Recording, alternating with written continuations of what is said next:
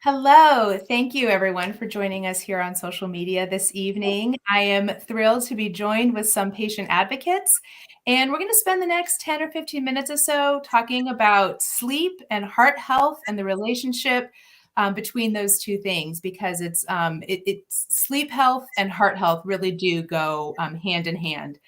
I'm joining you from WomenHeart. I'm Amy Friedrich-Karnick. I'm our Vice President of Advocacy and Communication. And WomenHeart is a patient-centered organization. For those of you who are new to us, we provide support, education, and advocacy to women living with and at risk of heart disease. And so I'm here tonight joined with Meg and Kim. You may have joined us at WomenHeart a couple of months ago. We did an educational webinar talking about this topic, kind of introducing it, because it's become a much more active and interesting, engaging topic in the heart health world. Ever since the American Heart Association added sleep health to Life's Essential 8. So if you know about what had been kind of the 7 elements of heart health before, things like exercise, healthy diet, not smoking, that has grown to be now Life's Essential 8, because we recognize through years of research and experience the importance of sleep.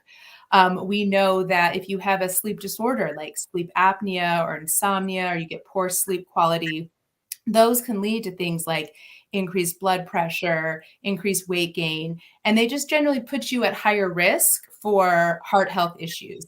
And so we're excited to be engaging in this conversation. We have another webinar with some clinicians and experts coming up later this week. And so this conversation tonight is intended to kind of get you intrigued by that and have you start to hear some stories of real people who are experiencing common sleep disorders that also then impact their heart health. So I'm going to start by introducing Meg McCormick. She is a WomenHeart Champion from our recent class in 2022, and she's joining us from Mesa, Arizona. And so, Meg, can you take just a few minutes and tell us a little bit about your heart journey and how that has intersected with your sleep? And you can come off mute. Let's try that again. Thank you, Amy. Thank you for having me on here. Absolutely. So my heart journey started in 2010 when I had a heart attack in the emergency room and sustained 56 minutes of cardiovascular CPR. It left me with brain damage, but it also left me with a terrible case of sleep apnea that I did not know was related at the time. I had it. I didn't know what it was. I would just be awakened by snoring or by catching my breath. And I had no idea that it was even correlating to that until I left the hospital. And they hit, when you're in the hospital, they have you on the breathing machines. They've got you on the apnea machines. They've got everything's peak flow meters, right? And I went home and I didn't have that. And for the next 7 years, I didn't know I had sleep apnea that needed to be treated. So when I finally was diagnosed with it, and I tried to, back then they did the testing outside the home. Right? You're strapped in, you've had the COPs, and I didn't qualify because I didn't stop breathing often enough the first time. And so there's no qualify for the machine. For the machine.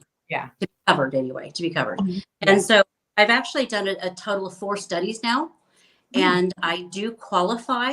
However, like everything else, we have the hiccups. The insurance company is trying to pay for them. That's my brief story. Yeah. And does your cardiologist ask you when you visit with your cardiologist, they ask you about your sleep and the apnea and how it's going, and try to kind of reinforce the importance of treating that, obviously, in order to get your heart health where you need it to be? Absolutely. Yes. So the first 2 tests.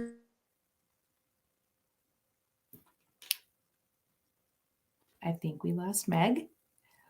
We'll see if we can get Meg back in a minute.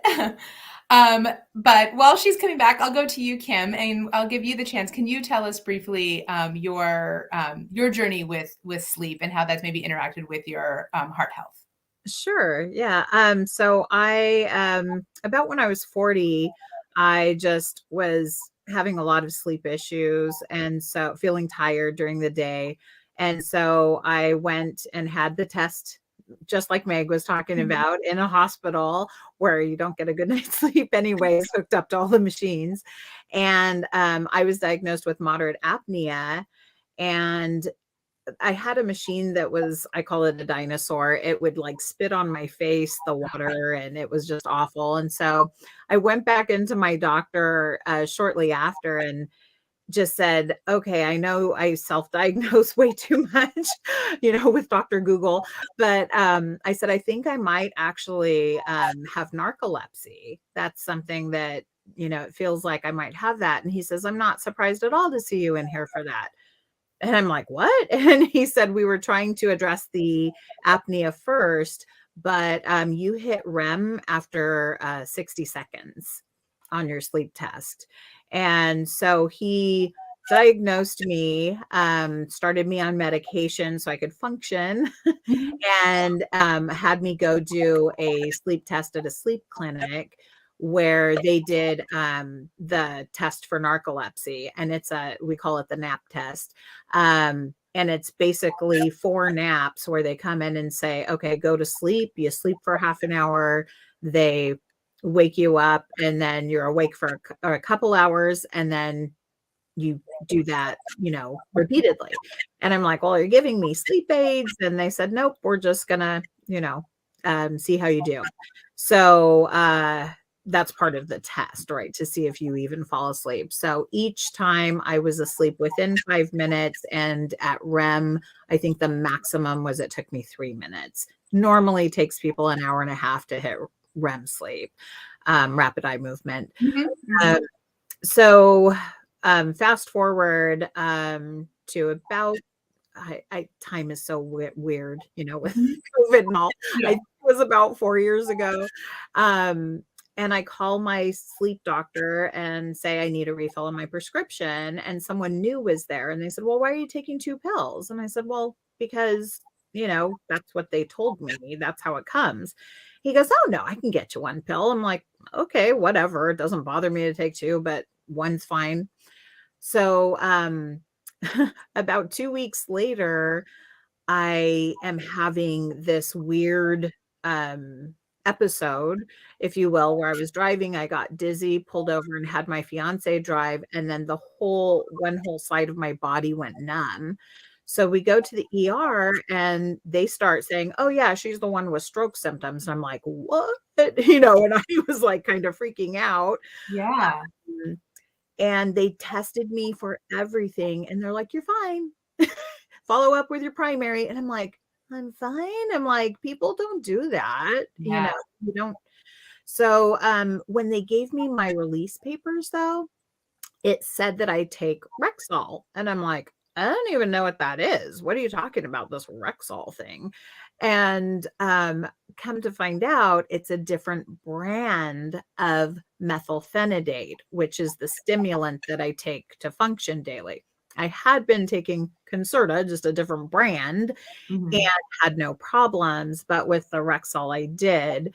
And so my blood pressure had been crazy. They referred me to my primary, who sent me to a cardiologist, and they did an ultrasound, which ended up showing that I had a hole in my heart, unrelated, but didn't know I had it. It's congenital. So it was very interesting just going through all of that. Went back on the old medication and was fine until I started menopause, which I was so glad you reached out, because I had no idea that, we don't talk about menopause enough. So I thought it's hot flashes, night sweats, mood swings. And I didn't realize it can actually affect your health. So my blood pressure has been going up. I'm a health and wellness coach. So I was like, I haven't been eating a ton of carbs and sugar and things. And they're like, but my weight kept going up. And I'm like, this is so bizarre. And also my A1C. So they've got me, I'm doing the finger prick every morning, and I'm on a low grade blood pressure medication now. Yeah. And so Are you seeing a cardiologist then as well? Do you see a cardiologist and your sleep doctor, or do No, you talk about your heart with your sleep doctor? I like after, yeah, I've just seen my primary, Okay. like recently. She did have me do a stress test, just to make sure everything was okay, and that came back fine. So totally normal. So yeah, I guess I'm just in that stage of life. Yeah. No, I mean, I just think this is telling because you are both people who are paying attention to your health. You kind of were in tune, and you still ended up having something go wrong, or having a heart health condition or having a sleep condition, and not even thinking that something else could also be there until you kind of got in. And I'm wondering if you have, for the folks who are listening, I have a couple final questions before we go. One is kind of, what advice do you have today for anyone who might be listening, to women who are listening who think, do I have a sleep disorder or something going on? Is there maybe one or two things that you experienced with your sleep that you wish you had paid attention to beforehand? With my first question, I'll start with Meg. And then the second question is there something that you think our clinicians should, that you wish you still knew or had known that our clinicians can address on Thursday when we have our webinar? But Meg, if you want to start and talk kind of what are some of those symptoms that you experience or things that you wish you want women to know? I think the insomnia, the repeated awakening during insomnia was something I didn't know. I thought because I was just busy, I was tired, I was catching cat naps whenever I could possibly catch them. I think the snoring, I would wake myself up sitting up straight snoring. I would just, jump and I just fell asleep. I didn't know those two things were very prevalent in sleep apnea. The other thing was you were talking about the nocturnia, the being up at night. Your sleeps are off. I never got deep REM sleep. I just didn't. I thought it was because I was a mom and I had 3 kids in the other room, right? And so you hear I didn't realize the correlation between the two of them. So those are things I would caution women to really pay attention to their sleep habits, and then waking up tired, and why are they waking up tired, and why are they not getting that kind of sleep that they need to get. Thank you. And what about you, Kim? For me, like having narcolepsy, I've had conversations with people and they're like, "Oh yeah, I'm always tired or I'm always dozing off. Can't stay awake." Like when that was my big key is like, "Oh, I like can't stay awake." I was sitting behind the kids I work with in a preschool and falling asleep, and that was embarrassing, and but but then it like started trickling into like driving, and I'm like, okay, I need to go get this checked out. The thing I would love to know, and I, is the long-term effects of stimulants on the heart. And I had asked that when I first got diagnosed, and I don't know if there's just not research or my doctor just didn't know, but people seem to not really have a clear answer for me. So that's something I would love to find out is, the long-term effects, because it is a stimulant and, yeah. Yeah, that's great. Anything else you want to know, Meg? I do have a question.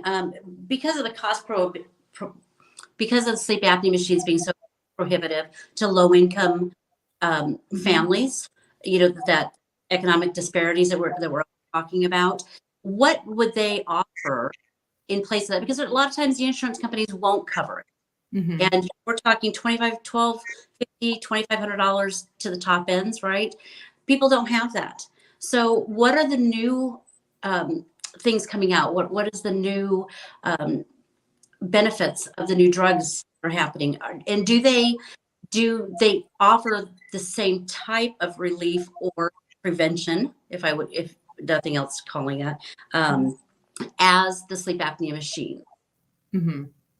That's great. Yeah, we can definitely bring that up. I think that you bring up a good point about disparities and thinking about that. And I think they talked about in the first webinar, sleep ends up not being seen so much as a health related issue. It's a thing that we think we can kind of put off, like, oh, and if we are going to focus on lifestyle, we're going to focus on what we eat, and we're going to focus on exercise, and sleep isn't necessarily considered part of the health package necessarily. It's not a specific body part that people think, but it is so linked to our heart health. It is so linked to our safety when we're driving. It's so linked to our just everyday well-being. If you're tired all the time, I mean, I remember coming out of college and getting my first job, and probably for the first time in 4 years, sleeping 8 hours a night. And I thought, oh my God, I was tired for 4 years. And that was because I was in college and busy, and that's what we do. But when you know what a good night's sleep feels like night after night, that is how we should all be functioning. It should not be a privilege. It should be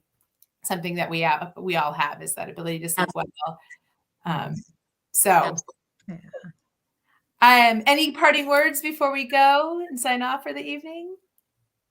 I would like to tell people, don't be afraid to go request a sleep test. I know narcolepsy is highly underdiagnosed or misdiagnosed. And apnea also, like you were saying, it affects your heart, your, stroke levels, things like that. So it really is important to get good quality of sleep. And we personally can't judge that besides feeling tired, right? So it is good to, don't be afraid to go request a sleep test. I would piggyback on that, Kim, and say, my go-to line is always knowledge is power. Yeah. And it's in there and advocate. And just because they don't offer it to you, ask anyway. What's the worst they're going to say? No. And then you fight with the insurance. So ask. Yes. I think that's we will leave it on that note of advocating for yourself always. And we will put underneath this video the link to RSVP for a fuller conversation around common sleep disorders and heart health that we're having Thursday, March 30th at 2 p.m. Eastern time via Zoom, but it'll be a conversation like this. We'll have opportunities for folks to ask questions and engage. So we hope you'll join us there. Thank you so much, Kim and Meg. I appreciate you sharing your stories with us. Thank you. Thank you. Have a good night. Good night.